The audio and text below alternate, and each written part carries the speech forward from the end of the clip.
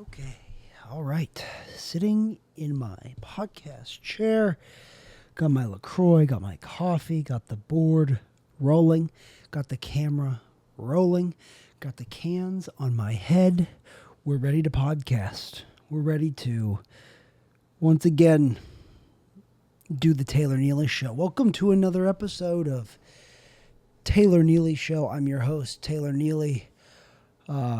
It's good to be here. Good to be sitting in this chair. Good to have a captive audience, an audience that is being held against their will. That's what a captive audience is, right? An audience that has no choice in the matter. An audience that has not made the decision to watch the thing in the first place. They are being held captive, hostage, if you will. They're being held against their better judgment. They're being made to sit and watch whatever it is. Much like when I was in New York and I went to The Late Show with Stephen Colbert. I was not held against my will, but it was longer than I wanted it to be. There was a point where I was like, I've watched this enough. But it was fun. It was a good experience. I was in New York last week visiting Angel, my girlfriend, and we were supposed to go see The Daily Show. You know, because Angel got tickets to The Daily Show. And we get there 4:30. You know, we were going to get there at 4, but, you know, we were a little late. As both her and I are prone to be. That's just something about both of us that is true. And, you know, two halves make a whole.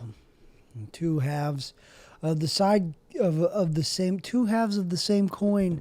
Two sides of the same half of the same coin make a whole coin. And that's what we are together. We are one whole coin that is sometimes late to stuff. And we shot for 4, but the tickets said get there at 4:30, and we get there at 4:30. We have priority tickets, and they come over and say we can't get in there at capacity. And we're like, what the fuck do we have these tickets for? What is the point of getting tickets if you got to get there earlier than it says? And so we were a little frustrated at first, but lo and behold, guess what? Sure, The Daily Show is at capacity, but you know what was not at capacity? The Late Show with Stephen Colbert. So we hightailed it on over to the Ed Sullivan Theater. And we saw The Late Show with Stephen Colbert. It was a cool experience. See how the sausage is made. See how the baseball is put together. See how the lizard assembles itself. See how the pudding is putted together. We were putted together in our seats, and we watched The Late Show with Stephen Colbert, and it was an enjoyable experience for the most part. I think by the second interview, I was done. The band kind of sucks, if I'm being honest. The band is really, there's a lot left to be desired with the Late Show band. The singer was way out of like harmony or whatever. I'm not a musician, but I will say it didn't sound great. And it was just like, they were way too cheery. I don't know. And then watching it being there, I was sitting in that chair like, oh, this is like how it is. Sure, it's some big thing. Millions and millions and millions of dollars go into making that show happen. But I'm there and it's like, it's not that big. It's a big production, but it's not that big. I mean, they had to herd us in there like cattle. You know, they herded the audience in there like cattle, and it was fun. They had a warm-up guy. They have a warm-up guy come out. Guess what his job is? That's right, warm up the audience. And he just asks questions. He tells jokes. It's a fun time. His name was Paul something. I forget what his last name was. I guess he's a stand-up comedian, but also did a one-man show. And then Steven came out and asked questions. And you know, I should have raised my hand earlier because I really wanted to ask him, Steven, if your wife was a worm, would you still love her? The classic age-old question, if I was a worm, would you still love me? If I was a worm, would you still love me? It's the age-old question. If I was a worm, would you still love me? It's a meme. And, you know, it's kind of like a good icebreaker. If you're on a date with a person. If you're on a date with somebody, you can ask them, if I was a worm, would you still go on this first date with me? And you say no right away. You say no right away because you don't take shit. You don't take no tricks, No flights of fancy. You don't tolerate that nonsense. Out of the get-go, I was supposed to do my hair before this, and I didn't. But we're already off and rolling, so we're not going to do it. I have a flight tomorrow. It's 9 p.m. on Monday, July 1st, 2024. I'm flying up to Ohio tomorrow. For the 4th of July, I'm going to meet Angel there, and we're going to go see my family. We're going to go to the lake, going to celebrate the 4th of July. It's going to be a grand old time. Every 4th of July is a grand old time in the Neely family household. Every 4th of July is an exciting time. It's a party all day long, and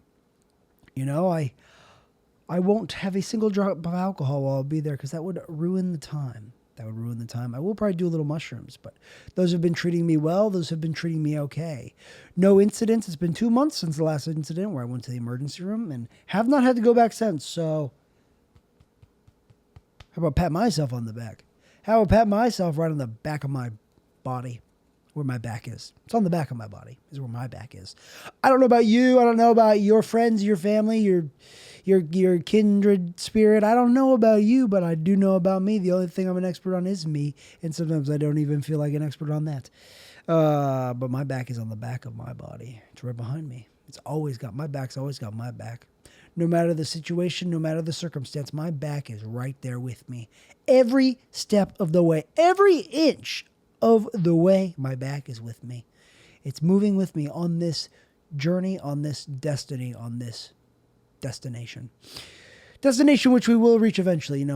Every stop along the way is kind of a destination, but it's no destination wedding. Fuck. Wrong one. I meant to do the padoomch.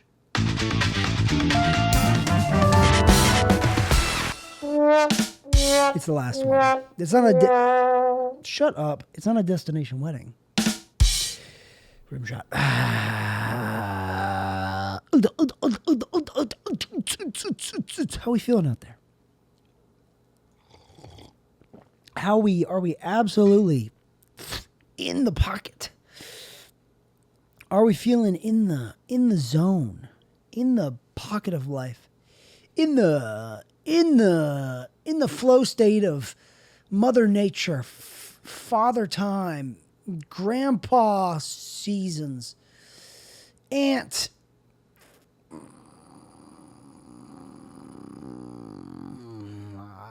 pollen? Because that's what pollen really is. It's kind of an ant. Pollen is that thing you only see once a year. Once a year. You do see pollen. Pollen only comes in your life once a year. It's like that ant you only see once a year. Which I don't know. I see most of my ants more than once a year. One side of my family, I am closer.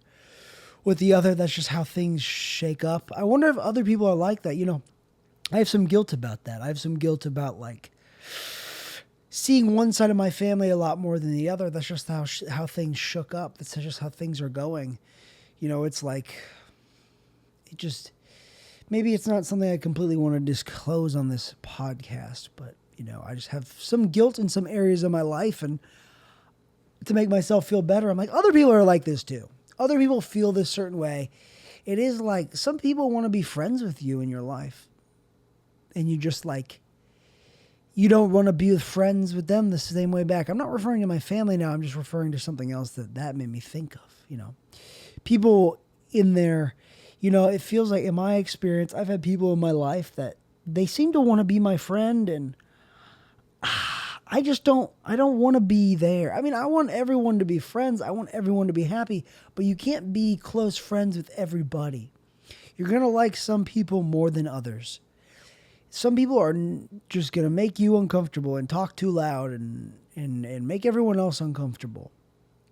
And, you try to see the better side of them, but they prove time and time again that I see why people don't enjoy your company very much. And, I'm going to give you the benefit of the doubt for the most part, but there's only so much for the most part I can give before I'm like, I fucking get it. You're an annoying, hard person to be with. You're a hard person to be with. Some people are like that, though. Some people are not my cup of tea. You don't have to be everyone's cup of tea. I don't have to be everyone's cup of tea. I would prefer to be everyone's cup of tea. I would prefer everyone were drinking a cup of tea, and guess what's in it? Taylor Neely. Taylor Neely's in that cup of tea. I would prefer that. I would prefer everyone enjoys a good piping hot cup of Taylor Neely. But the facts are the facts, and the facts of the matter are not everyone has a stomach for Taylor Neely. Not everyone has a stomach for you. Not everyone has a stomach for your friend that you have a stomach for. Okay, you can only stomach so many things. You can only stomach so many things in your life before your stomach is full. Okay? Don't forget that. Take that with you. Pack it up in a box. Take it with you everywhere you go. It's a metaphorical box. You can open it anytime. It doesn't weigh a thing. It doesn't have a physical weight. It has a metaphysical weight. The weight of it is innumerable, massive, inconceivable. You can't feel it with your hands. You feel it with your heart, your soul. It's that kind of weight. You know what I'm saying? You know what I'm saying? Good to drink a cup of coffee. Good to be here. Good to be with you guys once again. This is episode 43 of Taylor Neely Show. Can you believe we've been doing this for a year or so? About a year I've been doing this. I mean, my other podcast, yes, over a year. Which that one is on hiatus, probably forever. Because Drew had a baby. And that's fine. And I'm moving to Austin, and it will be hard to continue. You know, we'll keep in touch, but things aren't always going to be the same. Things are going to change constantly. The only thing constant in life is change. Things will, on a regular basis, be different when they were. Take, for instance, the open mics in Atlanta, Georgia. You know, when I started, the open mic landscape was vastly different than it is now. Now it is, Tuesdays used to be hog wild with open mics. Now Tuesdays are pretty dead. You've only got like 1 or 2 or 3 mics on a Tuesday, and they don't really line up well. They're in way different spots. One is you don't really get much out of, you know. You know, maybe I'm just a picky little bitch, but the landscape of life just constantly changes, constantly shifts, constantly moves around, constantly, you know, it's like one of those, that game where you guess where the dice is. You got 3 cups and he shuffles them around. He puts the dice under the cup, covers it up, and shifts them around. And you have to guess where it is. And it's probably not where it started, but it might be where it started, but it had a journey along the way. It made a route that was not concise, it was just not. Good sip of LaCroix. Good sip of LaCroix. LaCroix. I love you, LaCroix. It feels so good when I drink it down my gullet. When I sip it down. When I sip it down my gullet, it makes me feel fine. It makes me feel like wine. It makes it feel like aged wine in France. France with LaCroix is good. Ooh, moving right along. You know what we are here at Taylor Neely Show? We are cruising for a bruising. I went to the gym before this, went to work, came home, went to the gym, deadlifted 315 pounds. I got these straps. Angel has these straps that are really good for deadlifting, but they go around your wrist and they help you grip it way better. Oh my God. Excuse me. That's disgusting.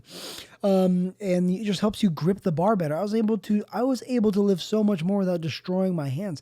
My body strength is not as my body strength is more than my grip strength. My grip strength is pretty good, but my legs were outpacing my hands' ability to get stronger with them.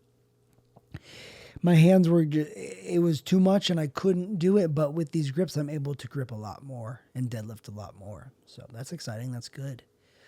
The debates happened. The first presidential debates happened, and boy, were they what I think everyone thought they would be.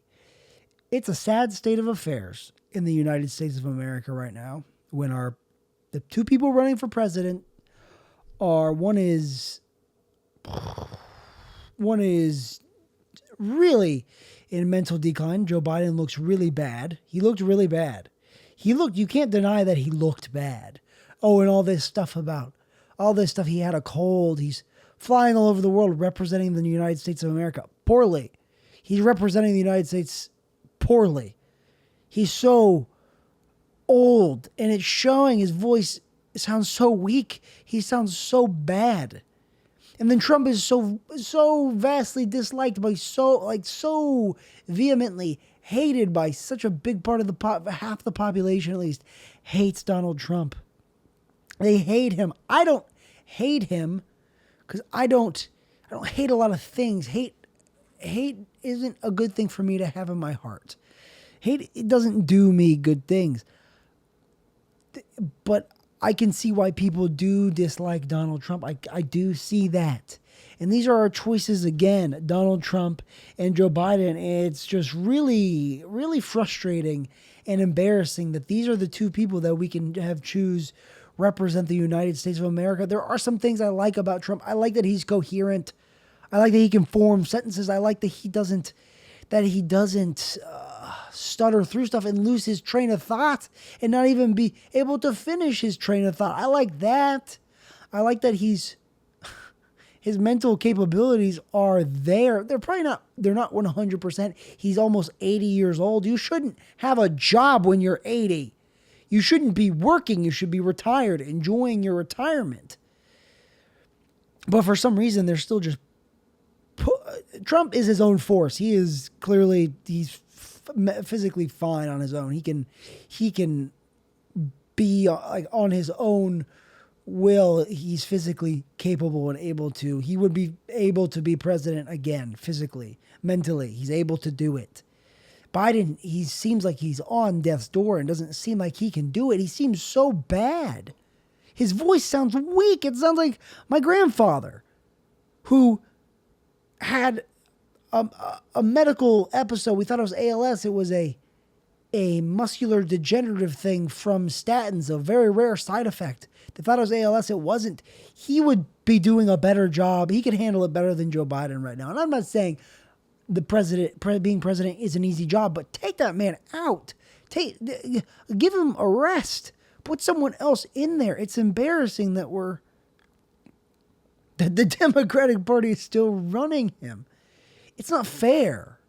It's really not fair to the United States of America. It's been the United States, it's been a fun experiment in democracy and capitalism, but it feels like it has come to it doesn't feel like it's going to course correct anytime soon. It doesn't feel like it's going to get any better than where was the peak? Where was it the best? The 90s, George Bush. Or am I just getting older and I'm seeing more clearly that there's flaws with every form of government? It feels like we're just going back to having a king. That's what it feels like. The golf thing was hilarious. Hilarious that they're talking about golf handicaps, but egregious. Trump saying he's a 2.5 handicap. Biden saying he's a 6, and then walking back on it saying he's an 8. That's the thing that bothered me the most is if Joe Biden is willing to lie about his golf game on live TV, what else is he lying about? Because they're lying about so much. They both lie. Trump and Biden both are liars.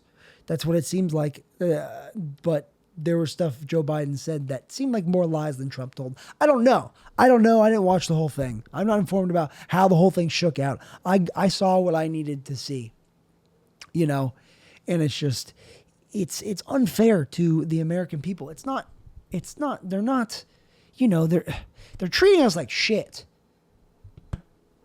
The people in charge are treating the American public like shit. They don't care about us at all. They don't give one fucking shit about the American public whatsoever. We send all our money over to Ukraine. We're funding a genocide in the Middle East. And what do we have here? We have so many homeless people dying of fentanyl fucking every day. Hundreds of thousands of people every year dying from fentanyl. And that fentanyl is coming from China through the southern border into here. It's in cocaine, and people overdose on accident. Then you can get conspiratorial about it and say that's China's plan, is to take us out with fentanyl. There's a conspiracy right there, which I can believe and I can also not believe. I'm not a big conspiracy guy, but I'm also into conspiracies a little bit because there's stuff to be conspiratorial about. Honestly, there's stuff to be, I'm not even that political of a guy, but it's something to say that it's how it's going right now is driving me up a wall to witness this stuff. And I really don't talk to people much about it because people don't want to talk about it. People don't want to. They're sick of it. They're sick of the clown show. You know, Angel once told me this funny quote. Her dad used to say, "Not my monkeys, not my circus." This is more of a like, not my piranhas, not my fish tank situation.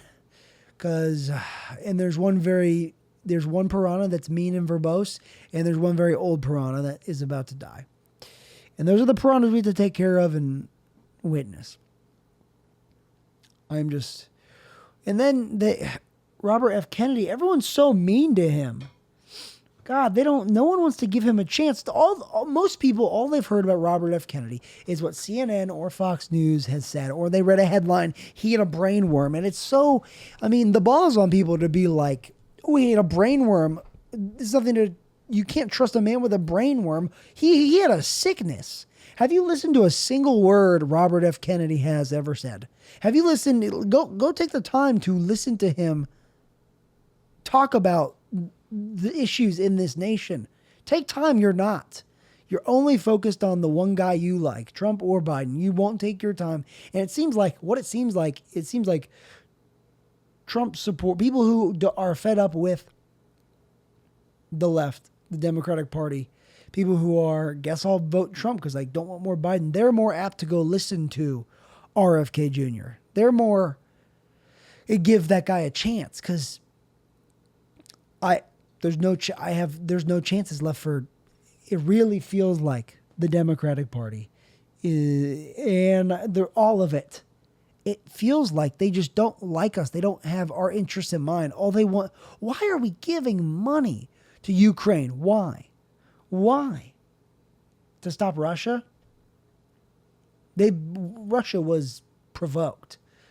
At least that's what I've heard.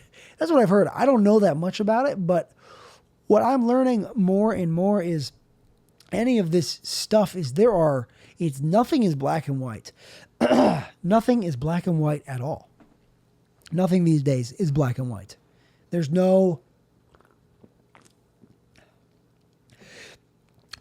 like it's this or it's that. It's very gray. It's all very gray. And it's all very much, there's so many factors at play in any of this stuff that's going on. And people want to treat it as black and white because I guess it's easy as a person it's easier to be like, it's either this or that. It can't be one other thing, but these things are very multifaceted. These things are very, very just, they're not one thing. I'm not the best with words. I'm not the best with articulating my thoughts sometimes, but I'm trying my best right now. I'm trying my best to articulate this stuff in the best way I can, And I want to make one thing clear. I don't consider myself Democrat or Republican. I feel like I'm lost, and I'm not a double hater, but I don't like my choices right now. And you're not going to convince me, it's the lesser of two evils. That's a dumb argument. That's dumb. It's all dumb. This is all so dumb and unfair, No one wants to do public office. No one wants to do it because you got to deal with so much bullshit. You got to deal with so much nonsense. It's not an honorable profession. It's not anymore, public service. People get into it and it seems like you get corrupted and co-opted immediately. And people, there's no bipartisanship, whatever that means. If you're not this, you're that. If you question anything, COVID really fucked us up. If you question COVID, you're alt-right. If you don't agree with Joe Biden, you're alt-right. You're some crazy conservative guy. I'm not. How do people not see? Like, how do they not see what's going on in front of us? What's going on in front of our very eyes is we're not even being fooled anymore. It's happening right in front of us, and it's both sides. But here I am sitting in this chair. I feel like I'm having to hold my tongue about nothing in particular, but just talking about this stuff. I feel like I'm going to be whoever listens to this, they're going to be like, no, you're all right. You're conservative because you think Joe Biden did a bad job at the debate. He did. He did a very bad job. And I might just not vote this time around. I might vote for RFK Jr. I might because I'm sick of being told that if I don't think one way, I don't vote one way, I don't whatever, I'm a bad person. Maybe I'll write myself in. Maybe I'll write myself in for sheriff. Like I do on local elections, I'll write myself in for sheriff because I don't know shit about local elections. It's hard. There's not enough time in the day. There's not enough time in the day, in the world, in the space-time continuum. There's never enough time to get the things done that we want to get done. How can people be informed? How can people be caught up to speed on what they should know, what they need to know? There's no time. We have all the time in the world, and it's filled with TikTok and Instagram Reels and things that we're just at this weird place in the human experience, human civilization, where technology is at this peak point of like so much of it coming at you at all times. And TikTok is destroying our attention spans, which I'm not against TikTok. I think I don't go on it very much. I do more Instagram Reels. But it feels like our attention is being pulled from every which way all the time. And there's no I get up. I really don't want to look at my phone right away, but sometimes I need to for work. And then you go on Instagram for one thing, and then immediately I'm distracted by tits or trucks or guns or someone making a delicious meal. Distracted right away. Life is just distraction after distraction after distraction. But if we just put this down and focus on what's in front of us, it's also easy to put it down. I can get sucked right in, but I'm also good about putting it down and not staying sucked into it, but not all the time. Like when I go home to Columbus, Ohio, when there's no TV in my room, I'm just on my phone for like an hour, just scrolling. And that feels like a little treat, but it also has gotten old. Looking at the phone has gotten old, and I'm not someone that I don't think I'll ever be one of those guys with a flip phone, or I don't know, Woody Harrelson has a flip phone, but it seems like not having a phone is a luxury now. It seems like not having a phone, to be able to afford to not have a phone, you need to have an assistant. You need to have someone you pay to tell you what you need to do. How did people do it before phones? Before maps? How did people do anything? How do people get anywhere? A map? A big giant thing that could catch on fire? A big flammable piece of paper that has ink in it that's probably more flammable, so you're just holding something that's extra more flammable. And stuff used to be way more flammable in the past, and now it's less more flammable, but that's because it has forever chemicals. There's more stuff too. It's just like there's so much to be afraid of now. There's so much to be scared of. There's so much to be worried about. Something that RFK Jr. brought up that I liked, he did this cool little live stream and I met him. I've got a picture with him on my phone. I got a picture with him on my phone. I met him. He was nice. He's a nice guy.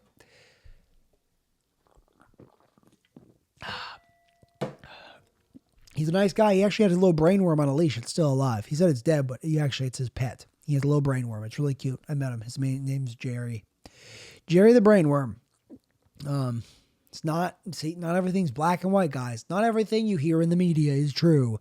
RFK Jr., his brainworm is alive. It's well. It's on a leash. He walks it every day, okay? It's his best friend. It helps him keep him centered. When RFK Jr. is getting all riled up, the brainworm crawls up in his ear, and he says, RFK Jr., it's going to be okay. Just calm Just calm down. It'll be fine. Here, will this help? Just relax. Breathe. Breathe, Robert. Breathe. Breathe, Bobby. Breathe. And then he breathes. And that's why he's such a calm, collected guy. For a guy that's faced such scrutiny, he really is still, he's handling it well. He's also like, he posted that video of him with some birds, which I thought is funny. He trained birds, but people are so mean to him. Why are people so mean to RFK Jr.? He's not mean at all. He talks about it. I can talk about this because he talks about it. He's sober. I saw him in a meeting. He talks about going to meetings. That's where that picture is from. I can say that because he's public about it. I wouldn't say that if he wasn't public about going to meetings, but he goes to Alcoholics Anonymous, and he really does work that program well. He actually works it. Okay. He does it. He has that program in his life. And if this doesn't go well, it probably won't, he doesn't seem to have a fat chance to get even close to being elected, but he probably won't win, and he'll just roll with the punches. He's rolled with punches his entire life. He hasn't had an easy life. He's a Kennedy, though, so he hasn't had the hardest life. He's probably been well off his entire life. He's rich. He's a rich guy. But he's also had hardship. And being in the public eye, facing scrutiny like that is, that's hard. That's a whole level of, fame it's not all fun and games till someone gets hurt. People get hurt in the public eye. People get hurt. It's hard, It sure would be nice to have all that money, but it's not the easiest. I don't know, man. I don't know. But it's crazy. It's not nice. Maybe this is the end of an empire. Maybe the United States, this is the end, but what's next? What's next? Robert F. Kennedy, he's talking about it does seem like we are on the verge of World War III in some way. Russia invaded Ukraine, Israel, genociding Palestine. Let's call it what it is. And I'm not like a free Palestine guy. I'm not a Zionist. I'm neither of those things. I don't have a dog in the fight. I see what's going on over there. It's bad. That's what I see. It's bad to kill children. But what about this? Robert, it's bad. That's my stance on Palestine. It's going poorly. It's going bad. It's not going good. October 7th, whatever that was also bad. It was all bad, okay? Hamas is bad. It's all bad. And why is that a controversial stance? To not want people to die. I don't want anyone to die, but people want people to die, it seems like. People want Donald Trump to die. People want Joe Biden to die. I don't want them to die at all. I don't. It wouldn't help me at all. It would hurt the country if one of them did die.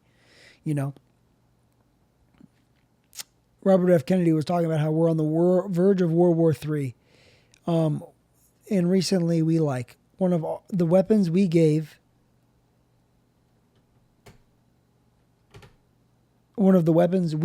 to the testing. What the heck? My microphone sounded crackly, but I think it's okay. One of the weapons, a cluster bomb or something that we gave to Ukraine, we used on some beach in Russia or something, and it killed a bunch of children and families. And that wasn't in the news because that doesn't fit the narrative.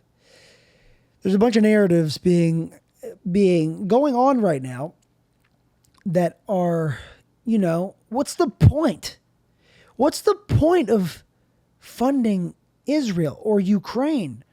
Ukraine, it's obviously to stop Russia, but how about we get out of there?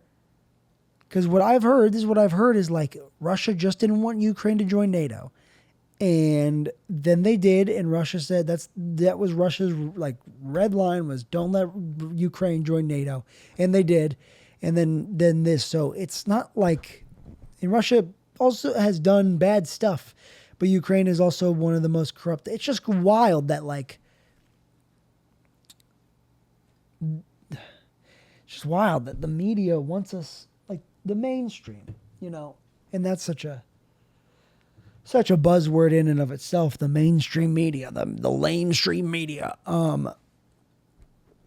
But they're peddling a lot of bullshit, and I don't like it. I don't like being lied to. I don't like I don't like, it doesn't feel like, I don't like feeling that I can't do anything about it, because ultimately I can't. There's nothing I can really do. There's nothing I can really, so how about just shut up about it, Taylor? What about that? I don't know.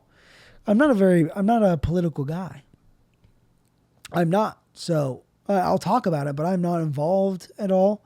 I pay attention a little bit, but for the most part, I don't think about it much. But it's become, I mean, it's been obvious to me for a few years now that things are not right. Things are going poorly. The United States is having a bad go of it right now. But I just don't, I'm sick of being told one thing and it's not really the truth at all. There's not a lot of truth floating around. There's a lot of narratives floating around that I'm being told to believe, but there's not a lot of like the cold hard facts. It's really hard to get just cold hard facts anymore. It really is. And what the heck? This feels like a snowball that is rolling down a hill, and it's getting bigger and bigger, and it's big enough now to collect rocks and tree pieces, and entire trees, and cars. And before you know it, entire cities are going to be in this giant snowball, and the snowball effect is in effect. The snowball, it's just, it feels like we're free falling, and there's no parachute, and we're not going to stop free falling until we splat. And what's next? What the fuck happens in November when Joe Biden or Trump are elected president again? What the fuck happens? Get Biden out of there. Put someone in there that's like not a lifelong politician. I'm just so kind of disgusted with the American political system. It's really a mess. It's a big mess. It's not going well. Anyway, it's not going well. So I don't know. I can't do any better. There's nothing I can do. I'm not saying I know what's best for this country. I don't know. But what I do know is there's domestic problems that we really could focus on, but we don't. Ooh, there's a bug in my apartment. Oh, God. I want to get him, but we're in the zone. We're in the podcast zone. We're doing it. We're feeling it. You know, sometimes you don't want a podcast that much, and other times you do. You get in the zone, and getting up, getting out of my chair, getting out of the zone would burst my podcast bubble, which I have around me right now. It's in all directions. And it would really do me a disservice to go get that bug. I'll get it later. The bug can wait. The bug is doing, I'm going to get it.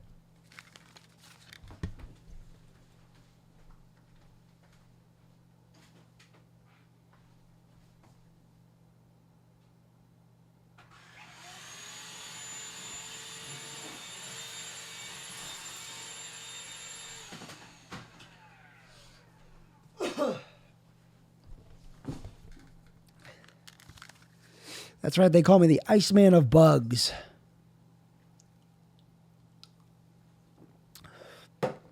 But where do we go from here? I don't know. I don't have any solutions. I'm just still a man trying to figure out who I am. I'm just a man still trying to figure out what to do. I'm just, it's frustrating. And I don't know. I don't know where honestly, if I'm being honest with you, 100% being honest with you, I don't know where I stand politically, okay? I don't know where I am on that spectrum.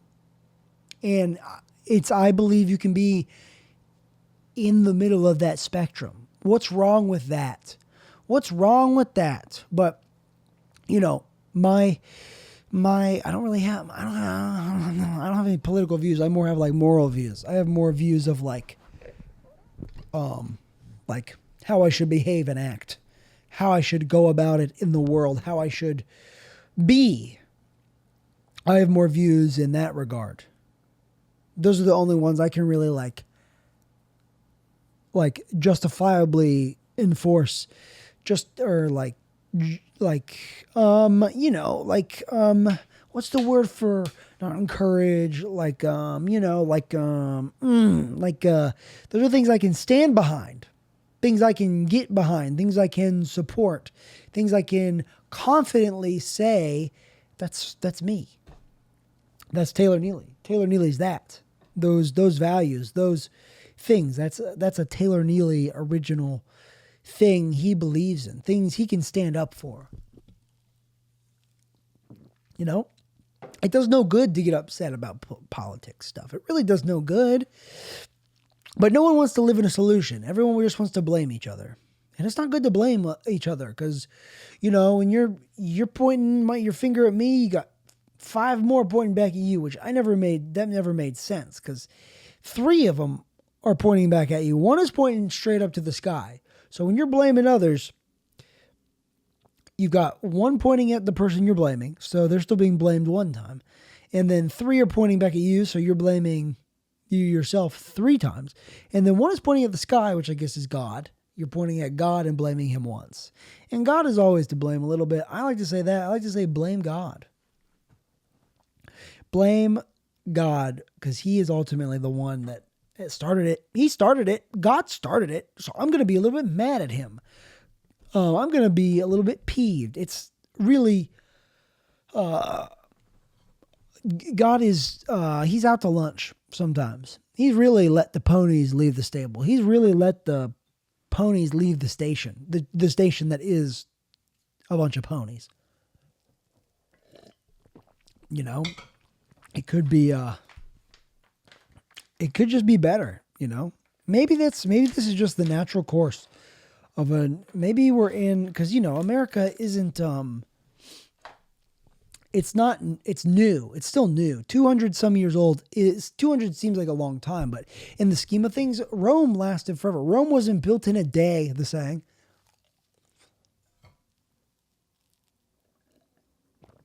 Rome also did not collapse in a day. Rome did not, it did not fall in a day. It was a series of events. I don't even know where the United States would go.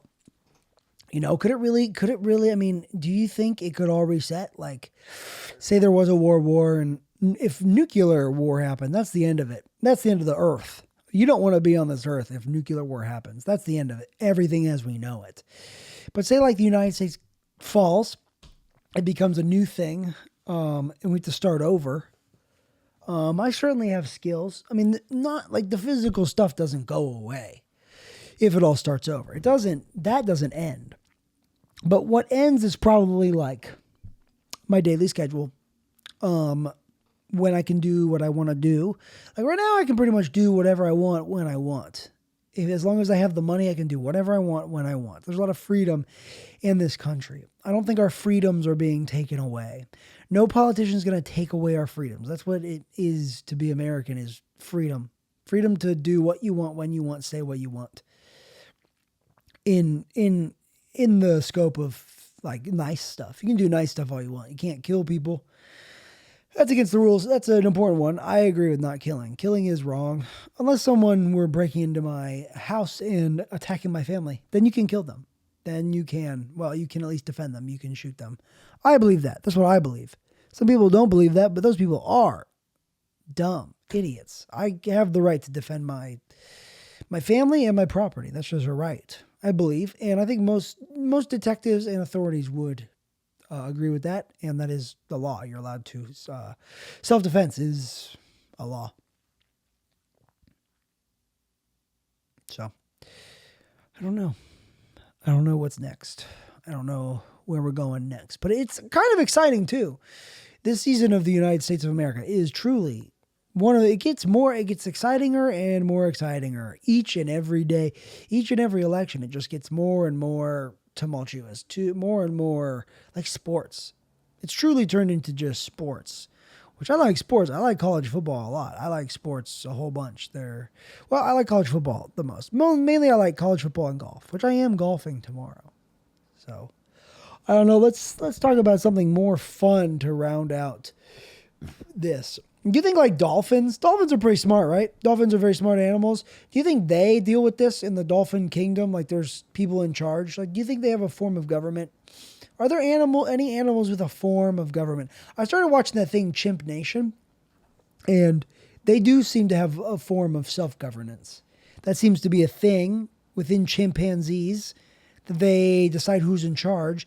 And usually you get in charge, when you're in chimpanzees, the way you get in charge is by who can beat everyone up. The strongest chimpanzee is the one that's in charge. Who can bite the hardest, who can scratch the hardest, who can punch the hardest. That chimpanzee wins. And if they don't like you being in charge, guess what? They beat you up, they kill you. Chimpanzees, the rule of law is physical strength. And that's how humans lived forever. The physically strong, the physically dominant, they would rule the earth. The victors, physical violence was the way of governance for a long time. And we have evolved past physical violence. Physical violence does not serve us in that way.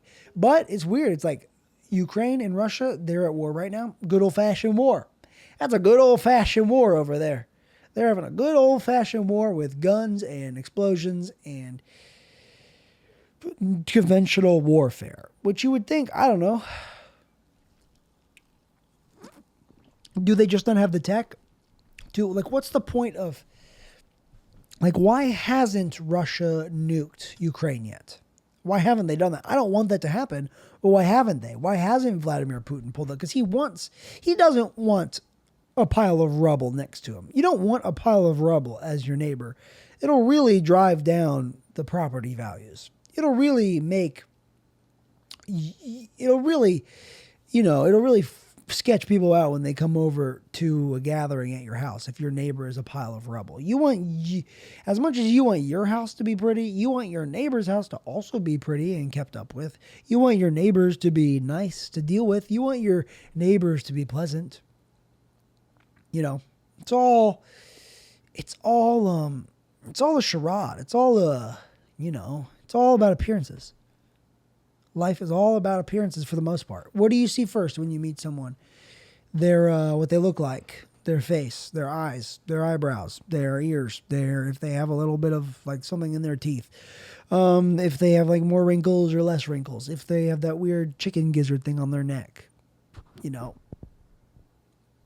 when you meet someone. Their physical appearance is what you see first. Some people look better than others. That's just the facts of life. Some people are more handsomer or more prettier than other people. That's just why some people are models and some people are not.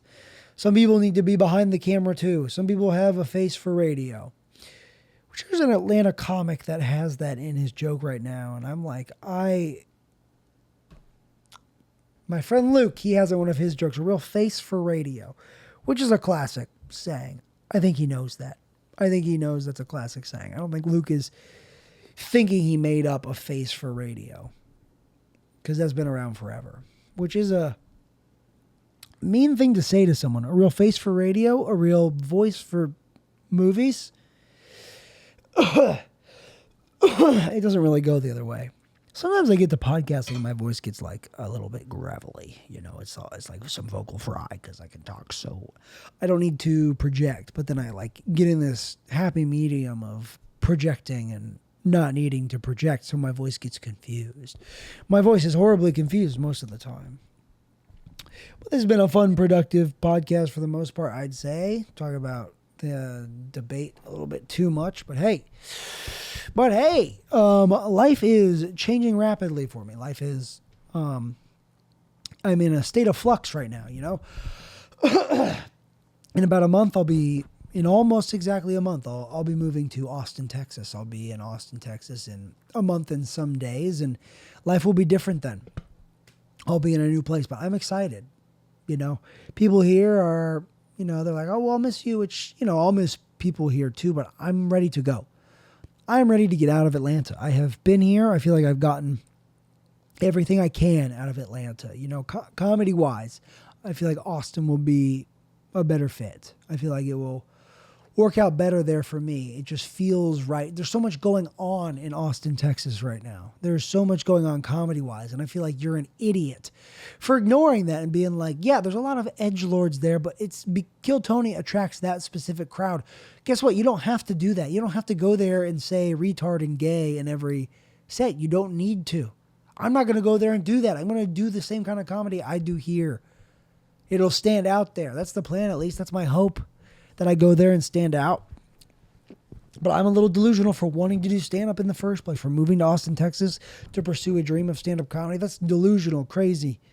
It could not work out. It could never work out. And I could be on this forever walk, this forever journey of being like, oh, this is my chance.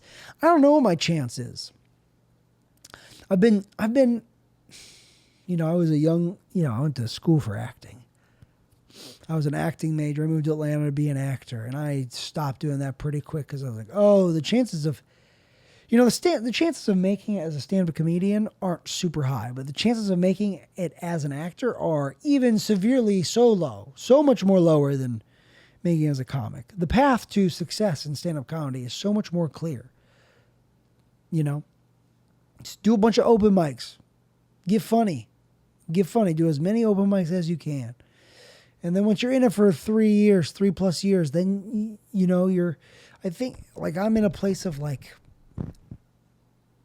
do I need to do every open mic possible? I don't think so. I still need to get funnier. I can always get funnier. Oh, I turned my computer on. But I don't need to do as many as open mics as possible. I need to write more. I'm at the point where I feel like I found some kind of voice. I don't know. Have I found some kind of voice on this podcast? Who knows? That's why we're doing this, because we're just throwing shit at the wall, seeing what sticks. Seeing what sticks to the slippery wall. Because the wall is, when you frame it in the air, like the environment of a wall that is slippery, and you have a bunch of stuff that's sticky, and you're trying to stick a bunch of stuff to the slippery wall, not much will stick. But one thing you have in your life will be the stickiest. The stickiest thing you have about you is what will stick to the slippery wall. That's why the wall is slippery, because if everything you did was sticky and stuck to the wall, life would be too easy. Life is not, for most folks, life is not cream cheese. Life is more pebbles and rocks, and it's rough. There's rough patches. It's all bread and butter. It's more like, it's up and down and up and down and down and up, nope, back, down. It's a lot of like, it's very rocky. And most people that achieve success, it takes a long time, it seems like. Sure, there's the thing with Kill Tony where it's like, there are the select few where like they get on and then they immediately are given a career. That's not what it's like for most people. That is luck of the draw. That is talent and luck meeting in the same place at the right exact time, and I don't know if I could handle where I'm at in my life right now. I don't know if I could have handled a bunch of success. I might have died from, if I had had success and just gotten a bunch of money. I don't think I could have handled it. I don't think I would have handled it well. I think I would have embarrassed myself probably. That's what I like to think is I like to think that God is waiting till I'm ready to handle success. That's when because God doesn't give you more than you can handle. And I couldn't handle it, obviously. But when I am able to handle it, that's when I'll be given it. That's a fun way to reassure myself, to say that stuff. That could be true, that could not be true. But what I know is true is the 4th of July is this week. I'm going up to Ohio. It's going to be a fun little vacation up in Ohio. And then end of the month, go to Las Vegas. Never been to Las Vegas. See a Mariah Carey concert with my girlfriend. That'll be fun. And then we moved to Austin, Texas. A brand new phase of my life. Austin, Texas. A brand new place to live. My first place moving as an adult. Honestly. My first place as an adult I will have moved. Because I moved to Atlanta right after college. But I didn't have stuff. I didn't have any kind of established me. I was just flailing in the wind. As much as I flail in the wind now, just imagine me then. I was like a tornado. Roaring through the life of others. That's an AA thing. The alcoholic is like a tornado roaring through the life of others. Blah, blah, blah. Some sober stuff. Platitude.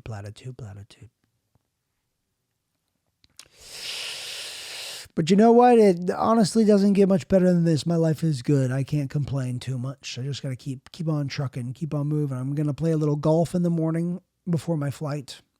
Gonna take a flight. Hopefully they let me fly the plane. I ask every time. They always say, quit asking, we'll put you in jail. I say, prove it. And the rest is left up to your imagination.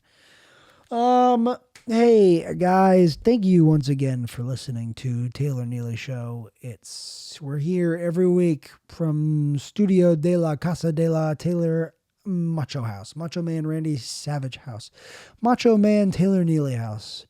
The thing from Barbie movie, what was it? Casa de la Boys House. I don't know. I don't remember, but thank you. Thanks for listening. Thanks for letting me ramble. You're not letting me. I'm letting me. Thank you for listening if you made it this far. I don't know if you did, but whoever you are, whoever's out there, I hope your life's okay. I hope things are looking up. I hope you have something to look forward to on the horizon. I hope you have, I hope your expectations are being tickled. I hope your expectations are being fueled. Because if you have expectations, that means you have something to look forward to and you have an idea of how it's going to go. And hopefully it goes good. And you want all your things to always go good, obviously, but it might not go good. And if it doesn't, it will just probably make you stronger. But, keep on trucking, keep on moving, keep that chain chugging down the tracks, okay? Because as long as you stay on the tracks, as long as you keep moving forward, good things will come. Bad things will come too, but if you have a positive attitude, if you put that out in the world that you're a positive guy, you're a positive girl, you're a positive person, you want joy to prosper and grow up around you, create that energy for yourself and it might come back to you. Probably, maybe, I don't know. Or you're fucked. Or you might get hit by a car tomorrow. I don't know. That's the beauty of the world, though. You never know what will happen next. Bye.